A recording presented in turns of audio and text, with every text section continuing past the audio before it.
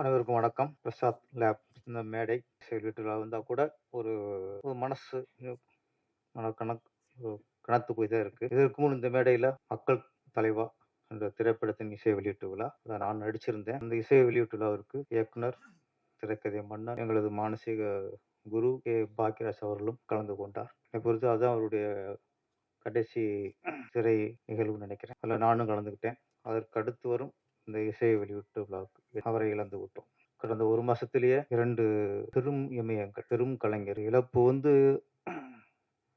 அது எங்கே போனாலும் மனசு அது ஒரு ஒரு ஒரு பாரமாவே பாரதி ராஜா, பாக்யராஜ். அது அது பெயர் இல்ல, அது வரலாறு. அவர்கள் இருவரை பத்தியும் ராஜநேகர் கவிதை வாசித்தார். அந்த 2 பேரையும் இந்த திரையுலகத்துல நீ பல தமிழ் எத்தனை இயக்குனர் வந்தாலும் சரி, அவங்கள மறக்க முடியாது, மறக்கவும் கூடாது. ஆனா பாரதி ராஜா அப்படிங்கிற ஒரு இயக்குனர் வெற்றியடையவில்லை என்றால், இங்கே நிறைய கிராமத்திலிருந்து திறமை உள்ள இளைஞர்லாம் சினிமாவுக்கு வந்திருக்கவே முடியாது. நிறைய பேர் பாக்யராஜ், சேரன், லிங்குசாமி, விக்ரமன், ஆர்.கே. செல்வமணி, சங்கர் பச்சன், நிறைய இயக்குனர்கள். ஆமா பாக்யராஜ் சார். பாக்யராஜோட படங்கள்லாம் பார்க்கும்போது தான் ஒரு எதார்த்தமான வரும்போது தான், ஓகே நம்மளும் இந்த மாதிரி படம் பண்ணி ஜெயிச்சிடலாம் ஒரு நம்பிக்கையில வந்துச்சு. அதாவது 2 பேருடைய இழப்பு பெரிய இழப்பு. நம்ம தமிழக அரசு, தமிழக முதல்வர் விஜய் அவர்களிடம் ஒரு வேண்டுகோள் தான். நிறைய கோரிக்கைகள் வைப்பாங்க. ஒரு சினிமாக்காரனா எங்களோட கோரிக்கைகள், இயக்குனர் அப்படின்னாலே இயக்குனர் இமயம் தான். எல்லாருக்கும் இயக்குனர் பாரதிராஜா தான் ஞாபகத்துக்கு வரும். அதே மாதிரி திரைக்கதை அப்படின்னாலே அது பாக்யராஜ் தான் ஞாபகத்துக்கு வரும். காலங்காலமா அது பதிந்து போன ஒன்று அது. வருங்காலங்களில் தமிழக அரசு சார்பா விருது வழங்கும் போது சிறந்த இயக்குனருக்கான விருது அது பாரதி ராஜா விருதாக இருக்க வேண்டும். சிறந்த கதாசிரியர் அல்லது திரைக்கதைக்கான விருது கே பாக்யராஜ் விருது ஆக இருக்க வேண்டும். இதுதான் அவருக்கு நாங்கள் காட்டும் நன்றி கடனாக இருக்கும்.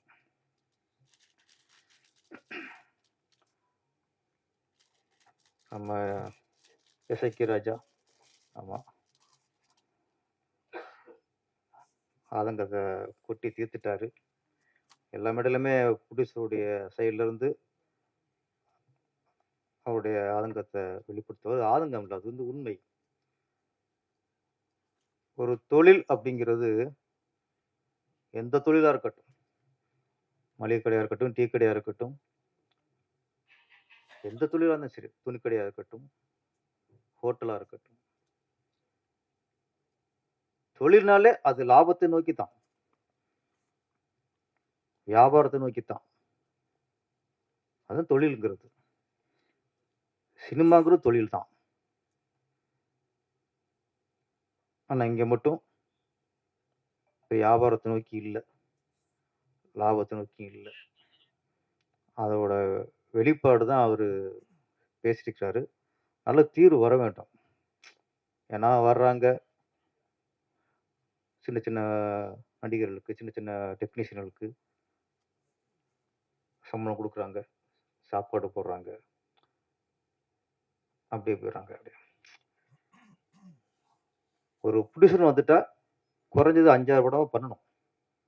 அதான் ஆரோக்கியமான சினிமா. ஒரு படம் வந்து எடுத்தாரு போயிட்டாருங்கிறது ஆரோக்கியமான சினிமா இல்லை. அந்த அந்த ஒரு இது வரணும். இப்போ பழைய காலம் வரணும்.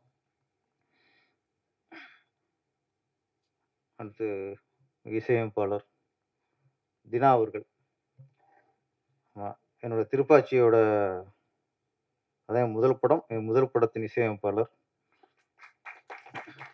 ஆமா, திருப்பாச்சி படத்தோட வெற்றிக்கு பாடல்களும் பெரும் காரணம். ஆமா, அது இப்ப இப்ப பாட்டா ஈஸியா கேட்டுடலாம். நீ எந்த ஊர், நான் எந்த ஊரு, கும்பிட போனதையுமா. ஆனா அது டியூன் வாங்கி பெண்டை கட்டினதுலாம் ஆனா என்னன்னா தினா சார்ட்ட திருப்பாச்சியில நான் புது டைரக்டர் தானே. புது டைரக்டர் தான் அப்படின்னு ஒரு அலட்சியப்படுத்தாம, ஒரு பெரிய இயக்குனருக்கு, ஒரு சாதிச்ச இயக்குனருக்கு என்ன மதிப்பு குடுத்து ஒரு இசையமைப்பாளர் டீன் போட்டு குடுப்பாங்களோ, அந்த மாரி எனக்கு போட்டு குடுத்தாரு. அதுக்கு சில சில சபையில நன்றி சொல்லணும்.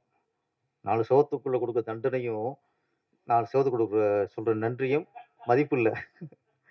தண்டனைன்னா 4 செவுத்துக்கு குடுக்கக்கூடாது. அது மாரி தான். நன்றி. அடுத்து குழு சுரேஷ் வந்திருக்காரு. ஆமா. சில நேரத்துல கூலா இருக்கும். சில நேரத்துல சூடாவும் இருக்கும். ஆமா. ஆமா. சில நேரத்துல சூடு சுரேஷ் ஆயிருவாரு.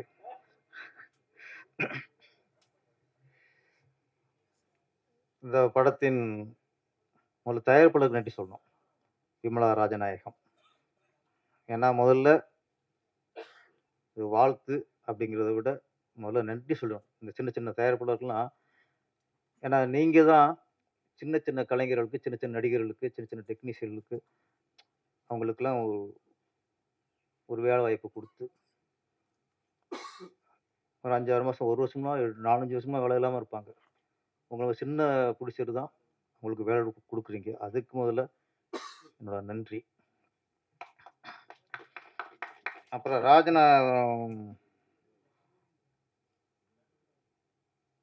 நெறைய இயக்குனரா இருக்கட்டும், மியூசிக் டைரக்டர் எல்லாருமே கேரளா.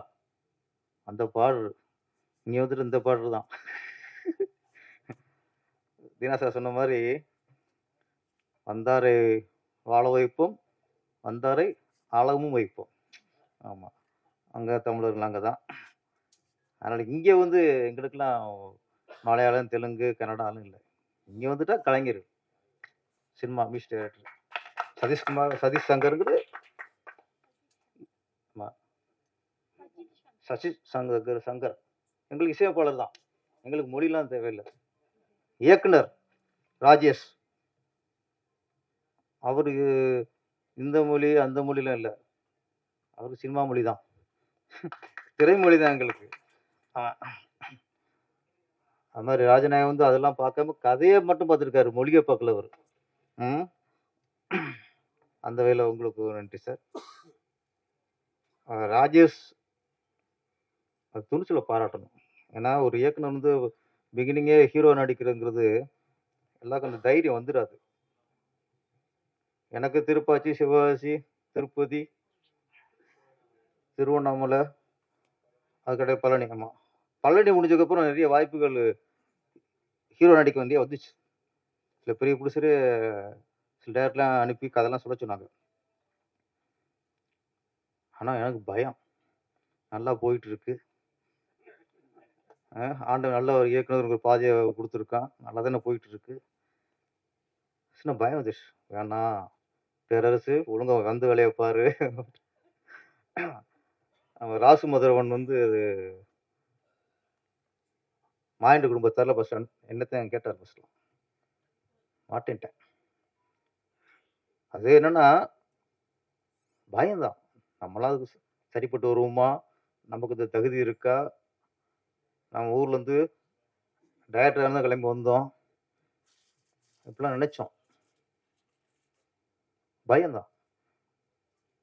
ஆனா ராஜேஷ பொறுத்தவரைக்கும் அந்த பயம் இல்ல முதல்ல. துணிச்சல். அந்த துணிச்சல் எங்க வரும்னா, கதை மேல உள்ள கான்ஃபிடென்ட். தன் கதையில மேல உள்ள நம்பிக்கை.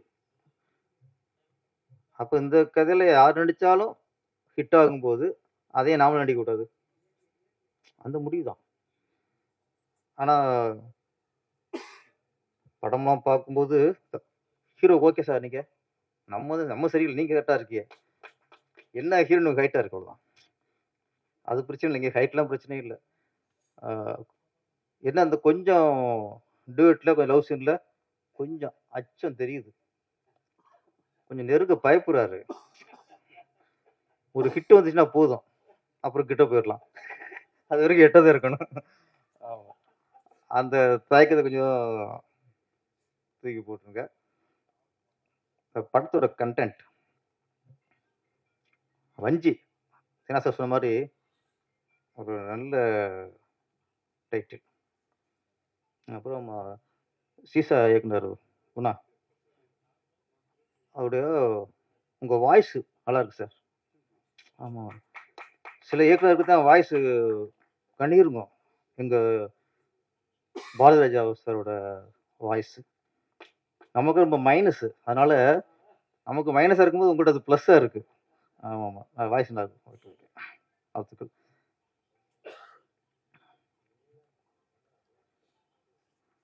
வஞ்சி படம். கதை கொஞ்சம் லைன் சொன்னாங்க. நல்ல கதை. இதுல வந்து ஒரு விஷயம் டைரக்டரும் புடிச்சு சொல்லும்போது ஃபீல் ஆச்சு. ஊர்லலாம் நெறைய குடும்பங்கள்ல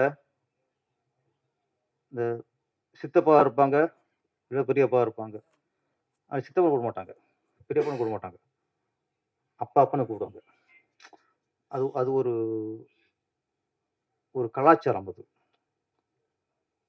அது ஒரு பாச பிணைப்பு அது. சித்தப்பாவையும் அப்பா ஸ்தானத்திலேயே வச்சிருப்பாங்க. பெரியப்பாவையும் அப்பா ஸ்தானத்திலே வச்சிருப்பாங்க.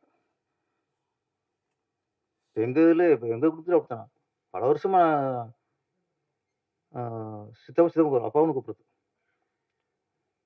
சில நேரத்தில எங்க சித்தப்பா பேரு விருது. விருது விருதப்பான்றது தெரியும். எந்த அப்பான்னு தெரியல. விருதப் ஆமா. அது மாரி அது ஒரு ஈக்குவல்ஸ். அப்பா ஸ்தானத்தில எல்லாருமே ஒண்ணு தான் மாரி. அது மாரி இந்த கதையிலயும் ஆக்சுவலி சித்தப்பா தான் ஹீரோ அதுல. நான் கதை கேட்ட வரைக்கும். சித்தப்பா ஏதோ ஒரு கதையில வந்து கதாநாயகியோட யாரு டூயட் பாடுறாங்களோ, அவங்க தான் ஹீரோன்னு இல்ல. அது ஹீரோன்னு ஒரு ஒரு பட்டமா இருக்காது. அந்த கதாநாயகிக்கு யார் ஆதரவா, ஆறுதலா, சப்போர்ட்டா அவங்க வாழ்க்கைய நிர்ணயிக்கிறாங்க, அவங்க தான் ஹீரோ. அதுக்காக இந்த படத்துல சித்தப்பா ஹீரோ. அந்த சித்தப்பா தான் நம்ம ராஜநாயகம் அவர்கள். நல்லா நடிச்சிருக்காங்க.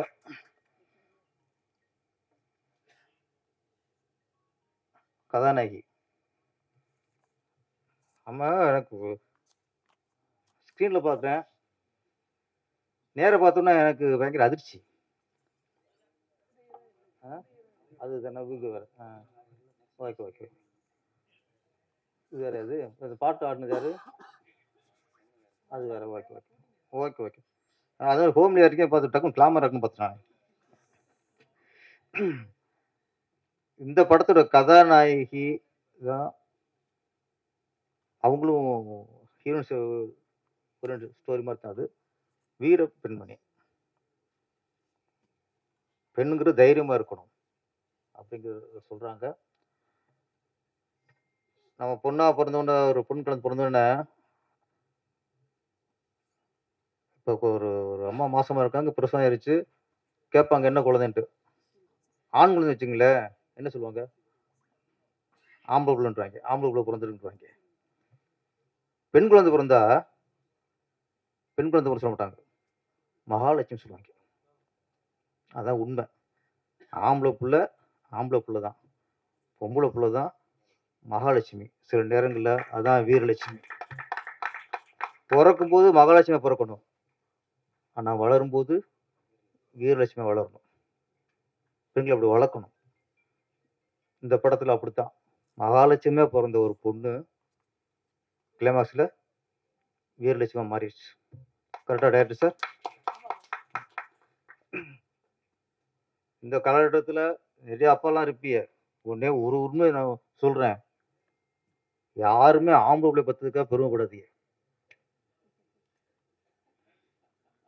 கல்யாணம் ஆனதுக்கப்புறம் தெரிஞ்சுக்குவோம். அவனுக்கு. பெண் புள்ளைய பெத்துட்டா பெருமைப்படணும். பொம்பள புள்ள தான் நம்மள கவனிக்கும். இது வந்து பெருமைக்கா சொல்லிக்கலாம். ஆம்பள புள்ள, ஆம்பள புள்ளன்ட்டு. நமக்கு ஒண்ணுன்னா பொம்பள புள்ள தான் ஃபர்ஸ்ட் நிக்கும். ஆம்பள புள்ள பொண்டாட்டிய கேட்பான். போணுமா வேண்டாமான்ட்டு. பொம்பள புள்ள புருஷனையும் கேட்க மாட்டாது. கிளம்பி வந்துரும். எங்க அப்பாவுக்கு உடம்பு சரியில்லையான்ட்டு. கரெக்ட் தானே? அப்புறம் ஒரு அப்பா வந்து இப்பலாம் நிறைய இப்பலாம் கூழ் குடும்பம் இல்லையே. எப்படியா இருந்தாலும் அப்பா, அம்மா தனியா விட்டுறாய்ங்க. ஆம்பள புள்ள ஒரு கொம்பு தண்ணி குடுத்தவன் போயிடுறான். பொம்பள புள்ள கட்டி குடுத்துறாங்க. ஒரு அப்பாவோ, அம்மாவோ பொண்ணு வீட்டுக்கு போயி 1 மாசம் இருந்துருவாங்க சார். உரிமையா இருப்பாங்க. பையன் வீட்ல 3 நாள் இருக்க முடியாது. முடியாது. பையன் வீட்ல இருந்துட்டு மத்தியானம் ஒரு 1:30 மணி ஆச்சு. மருமகள்ட்ட நம்ம சாப்பிடலாமா? கேட்க முடியாது. பசிக்குது சாப்பிடணும்னு கேட்க முடியாது. எப்ப போடுதோ அப்பதான். இது பையன் வீடு. 11 மணிக்கு டீ சாப்பிடணும்னு தோணும். கேட்க தயங்கும் மருமகள்ட்ட. ஆனா மக வீட்ல போனா, "அத்தா டீ போடு தாத்தா" சொல்றோமா? 1 மணி பசிக்க ஆரம்பிச்சா, "அம்மா பசிக்குதுத்தா, சாப்பிடலாமா?" எங்க உரிமையா சாப்பாடு கேட்கிறதோ, டீ கேட்கிறதோ, சுடுதண்ணி கேட்கிறதோ மகள்ட்ட தான் முடியும். மகன் வீட்ல முடியாது. அதனால பொண்ண பெத்தவன் தான் பாக்கியசாலி.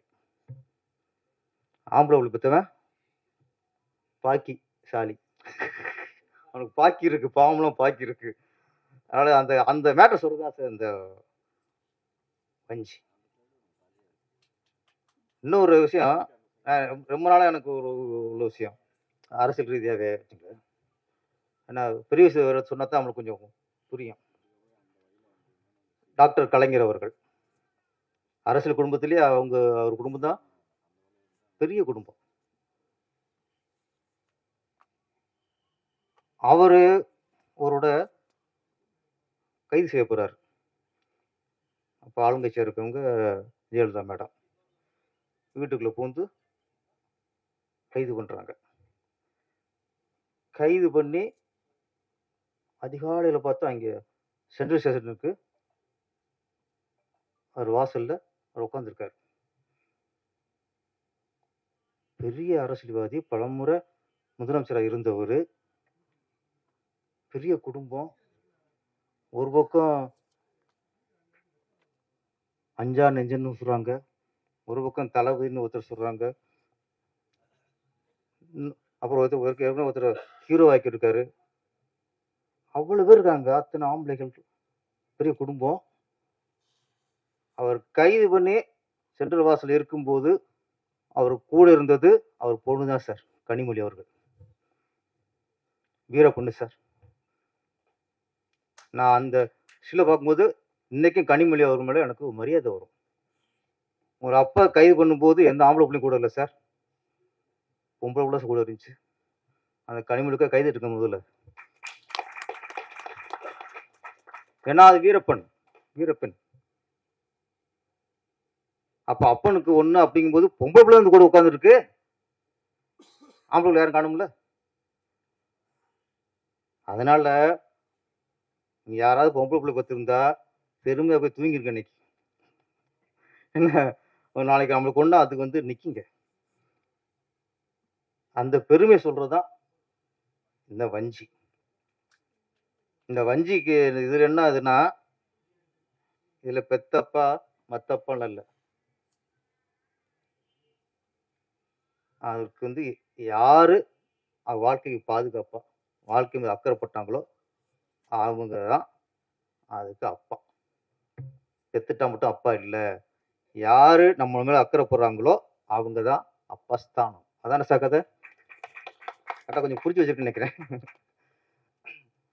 ஒரு நல்ல மேட்ரு நம்ம ராஜேஷ் அவர்கள் சொல்லியிருக்காங்க.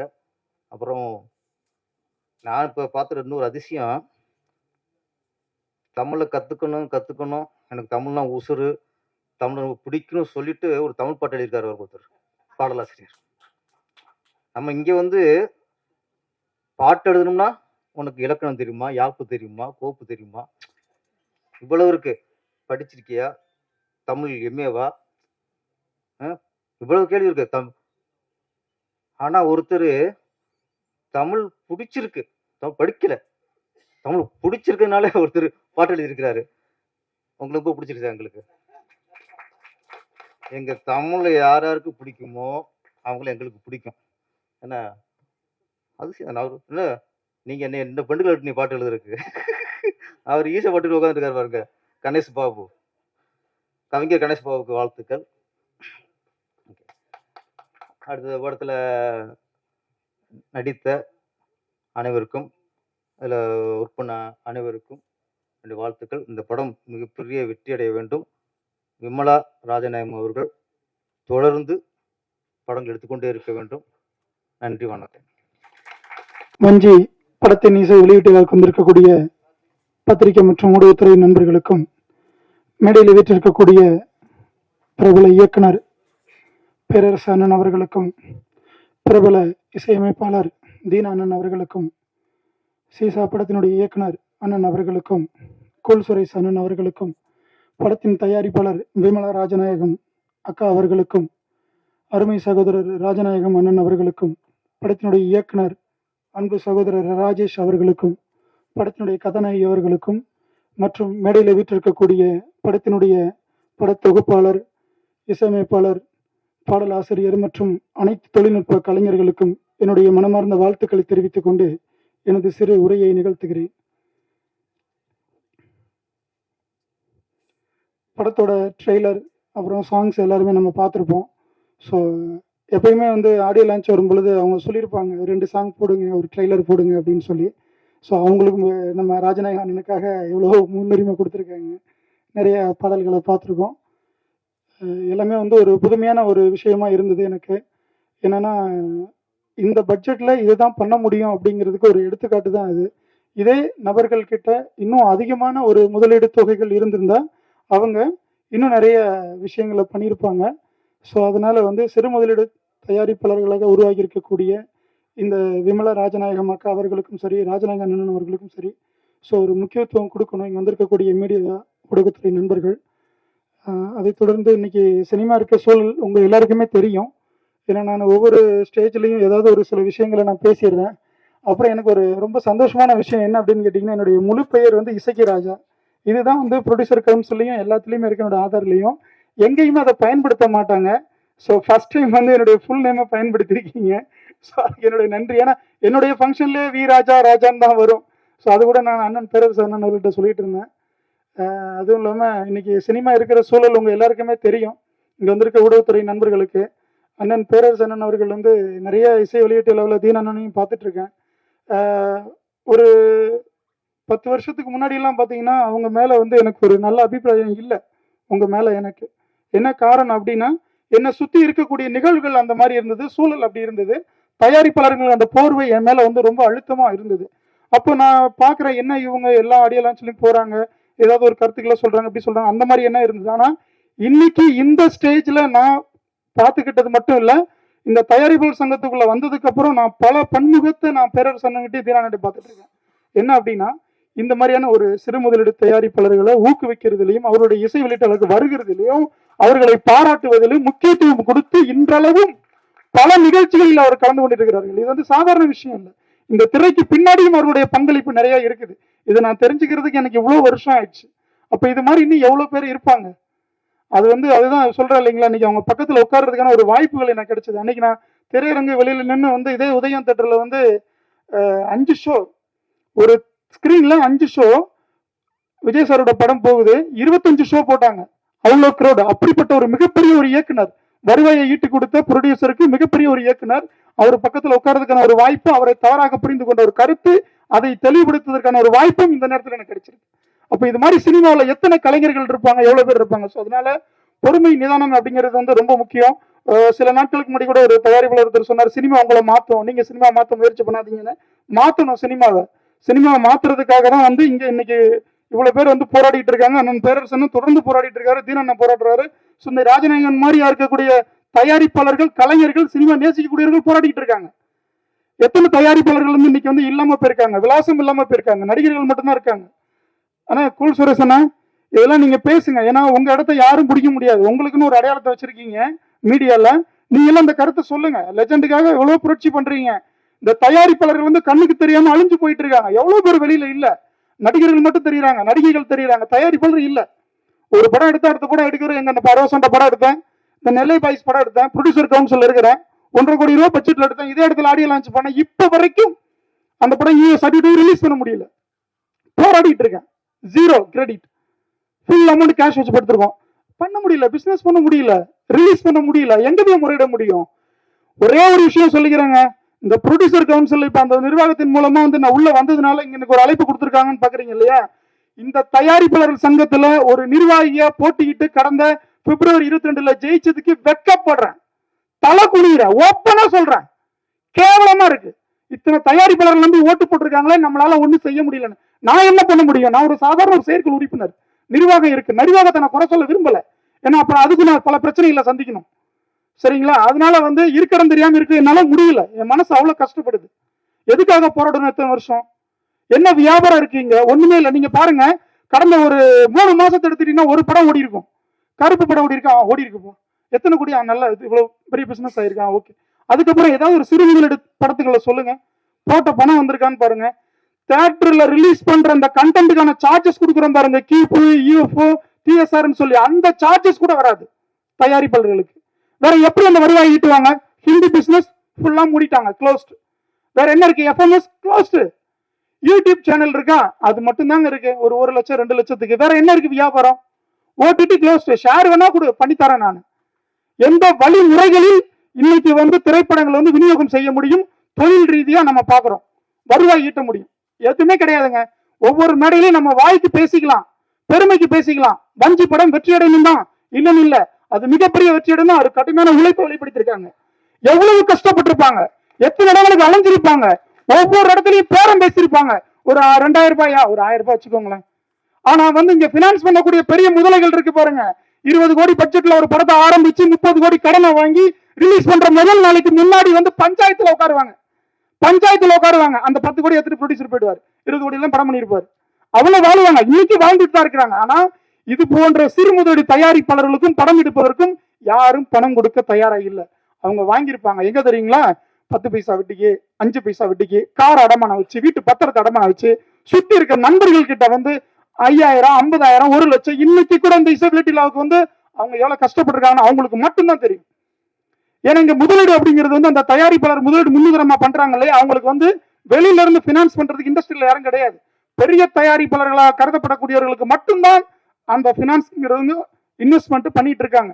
மற்றபடி சினிமா இங்க வாழ்வாதாரத்துல ஒண்ணுமே இல்ல, ஜீரோ தான். இன்னைக்கு இங்க வந்திருக்க ஊடகத்துறை நண்பர்கள் எத்தனை பேர் இது நாளைக்கு நீங்க வந்து யூடியூப் சேனல்ல போடுவீங்க, இன்னைக்கு நைட்டு போயிட்டு லோட் பண்ணுவீங்க, பேப்பர்ல வரும், அடுத்தடுத்து பிரஸ் நோட்ல வரும், ஒண்ணுமே இருக்காது. அதாவது அந்த இடத்தோட போயிடும். ஏன்னா இங்க ஒண்ணும் இல்ல பெருசா சொல்றதுக்கு அப்படிங்கிற நிலைப்பாடுதான். இதே ஒரு பெரிய செலிபிரிட்டி, பெரிய ஆர்டிஸ்ட் எல்லாரும் வந்திருக்காங்கன்னு வச்சுக்கோங்களேன், அதற்கான வீரியமும் வேகமும் எல்லா இடத்துலயும் வந்து உங்ககிட்ட இருக்கும். இது இயல்பான விஷயம், உங்களை குறை சொல்லல. நான் ஊக்கப்படுத்துங்க, சிறு முதலீடு தயாரிப்பாளர்களை ஊக்கப்படுத்துங்க. இது போன்ற வஞ்சி திரைப்படத்தை வந்து வாழ்த்துங்க. இந்த படம் மாபெரும் வெற்றி அடைய வேண்டும். அண்ணன் இயக்குனர் பேரரசன் அவர்களுடைய புகழ் வளர வேண்டும். இது போன்ற எண்ணற்ற திரைப்படங்களுக்கு வந்து நீங்கள் வாழ்த்த வேண்டும். வாழ்த்தி விடைபெறுகிறேன். நன்றி, வணக்கம்.